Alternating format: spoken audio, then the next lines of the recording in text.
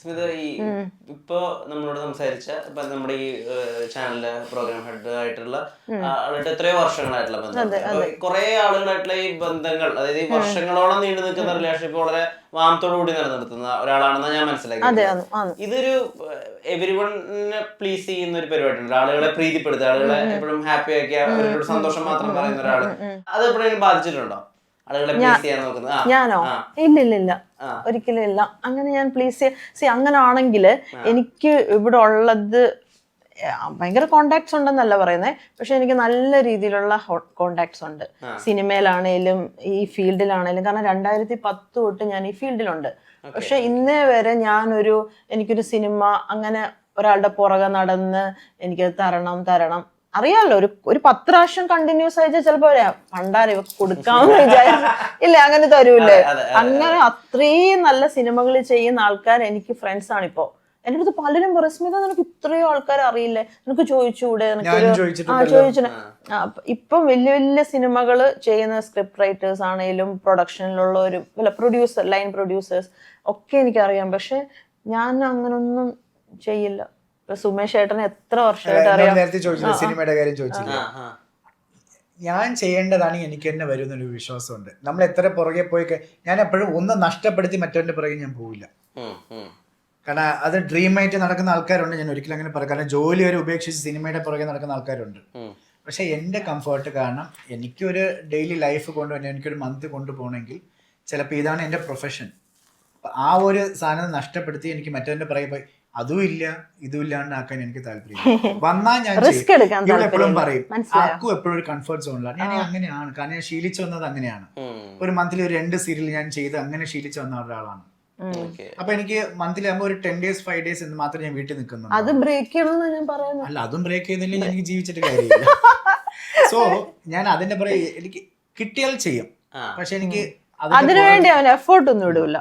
ഞാൻ പക്ഷെ ഇടും കേട്ടോ, ഞാൻ ശ്രമിക്കും. സിനിമയ്ക്ക് വേണ്ടി ശ്രമിക്കും. എന്ത് പുതിയ കാര്യങ്ങൾ ചെയ്യാൻ ഞാൻ ശ്രമിച്ചുകൊണ്ടിരിക്കും.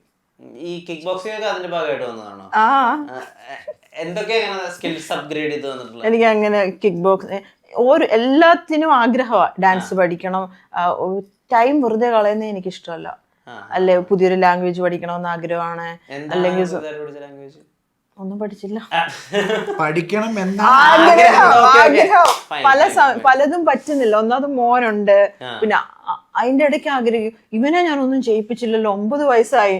പിന്നെ ഇപ്പൊ ഫുട്ബോളിന് ചേർത്തിട്ടുണ്ട്, എന്നാലും ഡാൻസ് പഠിപ്പിക്കണം, വേറെ എന്തെങ്കിലും ഡ്രംസ് പഠിപ്പിക്കണം, ഇതെല്ലാം ആഗ്രഹമാണ്. പക്ഷെ എനിക്ക് സമയമില്ല. ഇതെല്ലാം കുട്ടിക്ക് പഠിക്കുന്ന സമയം വേണ്ടേ? സ്കൂളിൽ പോകണം, സ്കൂളിൽ പോയിട്ട് ഒന്ന് ട്യൂഷനും പോകണം. ട്യൂഷനൊന്നും പോകുന്നില്ല ഇപ്പൊ. പോകുന്നില്ല. ഇപ്പൊ നമ്മൾ പറയുന്ന വിഷയമായിട്ടൊന്നും ബന്ധമില്ലെങ്കിലും കുറെ നേരത്തെ ബോധർ ചെയ്യുന്നതുകൊണ്ട് ഞാൻ ചോദിക്കുക, ശരിക്കും ഈ ഇയർ റിംഗ്സ് ഇങ്ങനെ മെയിൻറ്റെയിൻ ചെയ്യാൻ ഭയങ്കര ടാസ്ക് ആണോ? ഒന്നുമില്ല, ഞാൻ എന്ത് വേണമെങ്കിലും ചെയ്യാം. എനിക്കിത് 8-9 വർഷമായി, ഇനിയിപ്പോ തെറ്റിയിട്ട് വലിച്ചാലും ഒന്നും ആവില്ല. ഇതെങ്ങനെ വേദനിക്കുക അങ്ങനൊന്നുമില്ല അല്ലേ? ഇതൊക്കെ ആരാ പറയുന്നത് ഇങ്ങനെ? അല്ല, ചരിഞ്ഞു കിടക്കുമ്പോ പില്ലോയിൽ കിടക്കുമ്പോ പെയിൻ ആവില്ലേ? ഒന്നും ആവില്ല, എനിക്കാകാറുണ്ട്. ഒന്നും ആവില്ല. ഇത് എങ്ങനെ ഇതിനോടുള്ള ഇഷ്ടം വന്ന് ഇങ്ങനെ പിയേഴ്സ് ചെയ്യണം? അല്ല, ഇത് എന്ന് പറയുന്ന സാധനം ഒരു ബംഗാളി മെയിൽസ് യൂസ് ചെയ്യുന്നതാണ് ബുഗാഡി. അതിപ്പോ ഒരു ഫേമസ് ആയി. പണ്ടത്തെ ബുഗാഡി ഇത്ര വലിപ്പം ഉണ്ടാവും മെയിൽസ് ഇട്ടോണ്ടിരുന്നത്. അപ്പം ആ ബുഗാഡി എനിക്ക് പണ്ടേ അതെനിക്ക് ഇൻഫ്ലുവൻസ് ആയത് ചിത്ര ഷെനോയ്, പ്രൊഡ്യൂസറും ആക്ട്രസ് ഒക്കെ ആയിട്ടുള്ള ചിത്ര ഷെനോയ് ചേച്ചീനെ കണ്ടിട്ടാണ് എനിക്ക് 9 years ബാക്ക് ഞാനിത് ചെയ്യുന്നത്. പിന്നെ ഓരോരോ ട്രെൻഡ് അനുസരിച്ച് ഞാൻ ഓരോരോന്ന് മാറ്റി യൂസ് ചെയ്യും. ജുവൽസിൽ അങ്ങനെ ഇല്ല, എല്ലാം എനിക്ക് യൂസ് ചെയ്യാൻ പറ്റില്ല. സിൽവറും ഗോൾഡും എല്ലാം എനിക്ക് വേറെ യൂസ് ചെയ്യാം. അതുകൊണ്ട് ഇതിനകത്തുള്ളത് എനിക്ക് എന്റെ ബഡ്ജറ്റിനനുസരിച്ച് മാറ്റി എനിക്ക് റിങ്സ് ഒക്കെ ഭയങ്കര ഇഷ്ടം. അപ്പൊ അങ്ങനെ ഓരോന്ന് ചേഞ്ച് ചെയ്തുകൊണ്ടിരിക്കും. നേരത്തെ മോഹൻലാൽ സാർ പറഞ്ഞ പോലെ ഓരോരുത്തർക്കും ഓരോരോ ക്രേസ് ഉള്ളത് പോലെ എനിക്ക് ജുവൽസ് ഭയങ്കര ആഗ്രഹമാണ്. എന്താണ് സ്മിതയുടെ അങ്ങനത്തെ ക്രേസ്? എനിക്ക് അങ്ങനെ ഭയങ്കര എനിക്കങ്ങനെ ഗോൾഡ് ഒന്നും വലിയ താല്പര്യമൊന്നുമില്ല, എനിക്കിഷ്ടമല്ല. ഇടുന്നത് എന്താ പറയാ, ഡയമണ്ട്സ് ഒക്കെ ഇടത്തുള്ളൂ. ഞാൻ ഭയങ്കര ഇതാണെന്നല്ല പറയുന്നത്, മേടിക്കുവാണെങ്കിൽ അങ്ങനത്തെ മേടിക്കും. യെല്ലോ കളറ് ഇതുപോലൊന്നും എനിക്കിഷ്ടമല്ല. ഓക്കെ, യെല്ലോ കളറൊന്നും. ഈ കാർട്ടിന്റെ റോസ് ഗോൾഡ് ബ്രേസ്ലെറ്റ് അങ്ങനെയൊക്കെ. കൈ കിടക്കുന്നെല്ലാം മൈക്കിൾ കോഴ്സാ കിടക്കുന്നത്. ഫുൾ മൈക്കിൾ കോഴ്സാ. ഇനി അത് അടുത്ത ട്രോള് വരാൻ വേണ്ടി അതെ, കയ്യിൽ ഫുൾ മൈക്കിൾ കോഴ്സാ കിടക്കുന്നത്. മേടിക്കുന്ന സാധനം ഞാൻ നല്ലത് മേടിക്കും. ഇപ്പം കോപ്പി ആണേലും ഇത് മേടിച്ചാൽ കുറച്ച് കഴിയുമ്പോൾ കളറൊക്കെ പോവൊക്കെ. ഇതിപ്പോ ഞാൻ പണ്ട് US പോയപ്പോ മേടിച്ചതാ. എത്ര വർഷമായി കാണും? 15 വർഷമായി. കണ്ടോ, അതേപോലെ അതേപോലെ ഉണ്ട്. കണ്ടോ, അത് പോയിട്ടില്ല. അപ്പൊ എനിക്കൊരു മൈക്കിൾ കോഴ്സിന്റെ സാധനം മേടിച്ചാൽ കളർ പോകൂല എന്ന് എനിക്കറിയാലോ ഇപ്പൊ. അങ്ങനെ ഞാൻ ചെക്ക് ചെയ്യും. ഞാൻ എല്ലാരെയും ഒബ്സർവ് ചെയ്യും. ഇങ്ങനെ ഓരോരുത്തരും എന്താ പണ്ട് സ്കൂളിൽ പഠിക്കുമ്പോൾ തൊട്ട് ഏത് വാച്ച് അവരിട്ടത്, ഏതാ അങ്ങനെ ഏത് ഡ്രസ്സിൻ്റെ കൂടെ എങ്ങനത്തെ അവരിടുന്നത് എല്ലാം നോക്കി നോക്കി ഞാൻ പഠിച്ചാണ് എനിക്ക് കുറച്ചെങ്കിലും ഫാഷൻ സെൻസ് ഉള്ളത്. കാരണം നമ്മള് പത്തനംതിട്ടയില് എല്ലാരും എൻ്റെ അടുത്ത് ചോദിക്കും, സ്മിത എങ്ങനെയാണ് ഇത്രയും നല്ല സാരി ബ്ലൗസ് അതിനനുസരിച്ചുള്ള ഇതെല്ലാം ഇടുന്നത്. സ്റ്റൈല് അത് പ്രത്യേകമായിട്ട് എല്ലാരും ചോദിക്കാറുണ്ട്. അതപ്പോ ഞാൻ ഇങ്ങനെ നോക്കി വായിക്കും, കാണും. ഇങ്ങനെ ഒരു മാഗസീൻസ് ആയാലും ഒരു പോസ്റ്റ് ഒക്കെ ആയാലും ഭയങ്കരമായിട്ട് സൂം ചെയ്ത് അതിന്റെ ക്യാപ്ഷൻ നോക്കി എല്ലാം നോക്കും. പെയർ ചെയ്തിരിക്കുന്നത് അതൊക്കെ അതൊരു ഇൻട്രസ്റ്റും കൂടെ വേണം.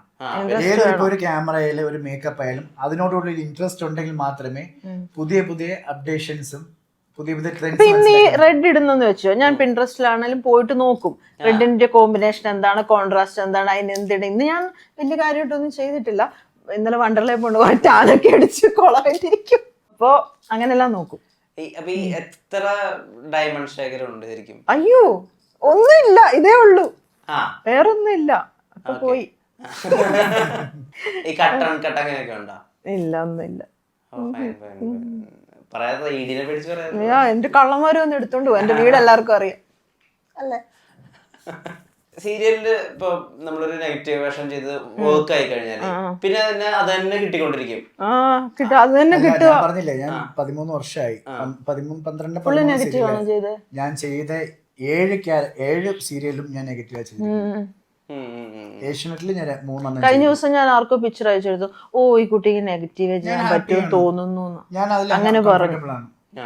എനിക്ക് നെഗറ്റീവ് ചെയ്യാൻ ഭയങ്കര ഇഷ്ടമാണ്. ഇതൊരു സർക്കാർ ജോലി പോലെയാണല്ലേ കൊടുത്തിരിക്കുകയാണ്. ഈ പഠിച്ചവന് ഇതാണ് അവന്. ചിലപ്പോ മിഡിൽ ഏജ് വില്ലൻ ആവാം, ഹൈ ക്ലാസ് വില്ലൻ ആവാം. ആ റേഞ്ച് ഒക്കെ ഓരോ സീരിയലിന്റെ. പക്ഷെ എന്നെ മാറ്റാൻ പറ്റൂല ക്യാരക്ടർ. എന്നെ മാറ്റാൻ പാവമാക്കാൻ പറ്റുമോ? ഒരിക്കലും പറ്റില്ല. നീ അല്ലേ പറഞ്ഞ മുമ്പ് എന്നെ എന്ത് വേണേലും ആക്കാം, പക്ഷെ ആവോ? ഞാനായിട്ടുണ്ട്. ആ സീരിയൽ ഇറങ്ങിയില്ല മഴവിൽ മനോരമയില്, അതുകൊണ്ടായിരിക്കും ഇറങ്ങാത്തത്. അറിയില്ല. പക്ഷെ ആ മുകുന്ദൻ ചേട്ടന്റെ വൈഫായിട്ടായിരുന്നു ഞാൻ. പാവം, മുടിയൊക്കെ നല്ല വിഗൊക്കെ വെച്ച് നല്ല രസമുണ്ടായിരുന്നു. എനിക്ക് അവർക്ക് ആ ഫോട്ടോ അയച്ചു കൊടുക്കണം. ഞങ്ങൾക്ക് പാവമാവാൻ പറ്റും.